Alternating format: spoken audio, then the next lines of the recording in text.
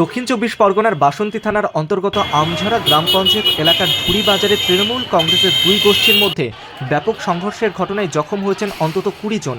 বৃহস্পতিবার বিকেলে এই সংঘর্ষকে কেন্দ্র করে এলাকায় তীব্র উত্তেজনা ছড়িয়ে পড়ে।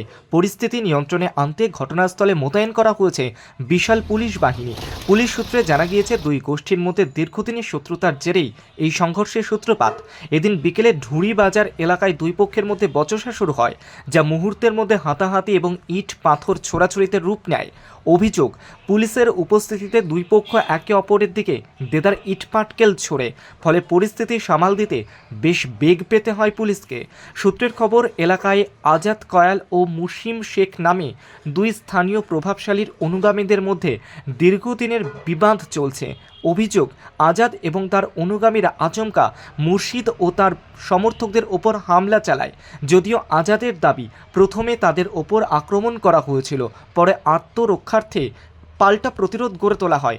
সংঘর্ষে আহতদের উদ্ধার করে ক্যানিং মহকুমা হাসপাতালে পাঠানো হয়। বেশ কয়েকজনের আঘাত গুরুতর বলে স্থানীয় সূত্রে জানা গিয়েছে। ঘটনার পর ঢুড়ি বাজার এবং সংলগ্ন এলাকায় পুলিশ পিকেট বসানো হয়েছে। এলাকায় টহলদারি জোরদার করা হয়েছে, যাতে নতুন করে অশান্তি আর না ছড়ায়। বাসন্তী থানার পুলিশ ইতিমধ্যে ঘটনার তদন্ত শুরু করেছে। দোষীদের চিহ্নিত করতে এলাকায় তল্লাশি অভিযান চালানো হচ্ছে।